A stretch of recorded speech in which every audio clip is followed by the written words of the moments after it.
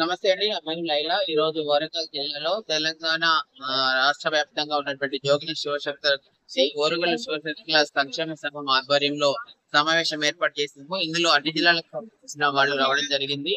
ఈ జోగిని శివశక్తిలో ఒక సమస్యలకు డిస్కస్ చేస్తాము. ఈ సమస్యలను ఎంపీ కావ్య గారి దృష్టికి, మన మినిస్టర్ కొండ సురేఖ గారి దృష్టికి, ఎమ్మెల్యే నాయని రాజేంద్ర గారి దృష్టికి కూడా తీసుకెళ్లడం జరిగింది.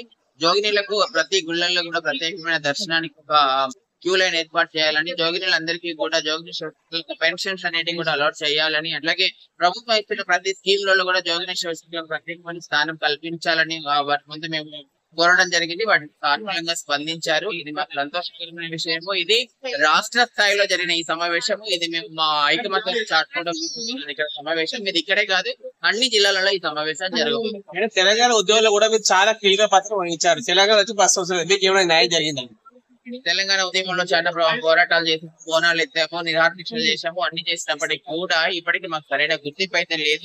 ఇప్పుడు ఈ గవర్నమెంట్ వచ్చిన తర్వాత మా ట్రాన్స్ కమ్యూనిటీకి వచ్చేస్తే ట్రాఫిక్ వాలంటీర్స్ గాను, అదే విధంగా ఫ్రీ బస్ సర్వీసెస్ తో పాటు కొన్ని వసతులు కల్పిస్తున్నారు. ఇక ముందు కూడా మా అందరికీ పెన్షన్ లాంటివి ఇవ్వాలి, అన్నిట్లలో అవకాశాలు కల్పించాలి. ప్రభుత్వాలు అన్ని స్కీమ్లలో మాకు ప్రత్యేకమైన రిజర్వేషన్ కల్పించాలని కోరు. తెలంగాణ ప్రజలకు మీరు ఇచ్చే సందేశం? తెలంగాణ ప్రజలందరికీ మేము కూడా అందరిలో సమానమే, మేము అందరితో సమానమే. మమ్మల్ని కూడా అందరి మనుషులాగానే చూడండి.